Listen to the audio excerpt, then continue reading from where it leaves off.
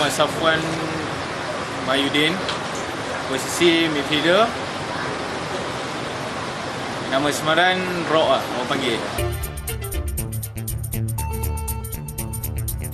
Pagi selalu bangun pukul 6.30 agak. Bangun, settle down, tu bangun sarapan, balik tengok TV lah, pergi training pukul 8. Tu habis training, balik, minum makan sarapan lagi, rehat ya, tidur. Tidur sampai pukul 2, makan tengah hari, rehat, pergi training balik pukul 4. Habis training, balik, tu rehat rumah. Malam kadang-kadang keluar. Keluar dengan member.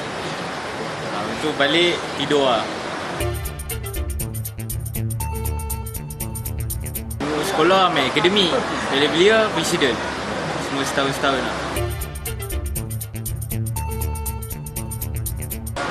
Midfielder lah. Buat betul ni main midfielder. Ini tu macam midfield center atau wing? Tumpuan sang center lah. Kadang-kadang push bagi winger.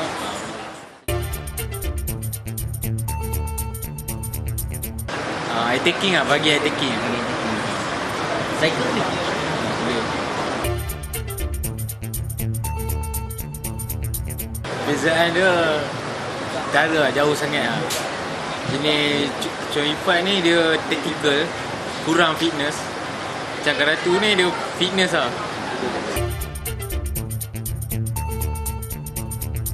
Malaman 4 hari bila mengalami kecederaan di hamstring, rehat kurang 2 bulan lah. Tu masa full lah, masa pecah.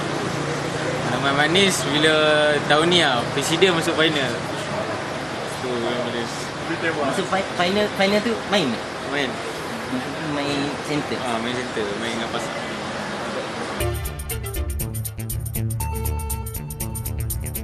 Kepuas tak? Sekarang saya rasa okey lah. Sebab apa, macam main presiden, macam pengurus pun tak ada.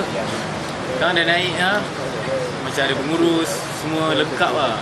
Masa presiden dulu tahun ni, pengurus tak ada, fisio tak ada. Itu pening sikit lah.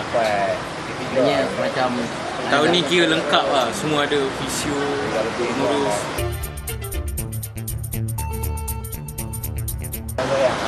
Harapan untuk pasukan Perak tahun ni tak tinggi lah, bukan champion, cuma kekal dan buat prestasi yang baik lah. Top seed saya rasa boleh, top seed, tapi kalau macam top 3 tu suka sikit lah. Top seed tu okey lah. Piala Malaysia, idam kan.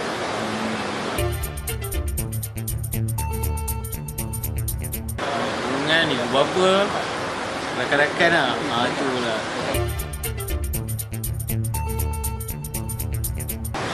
Siap kita muda ni dia suruh push lah. Push prestasi, maintain. Satu, jangan tinggal solat lah lalu.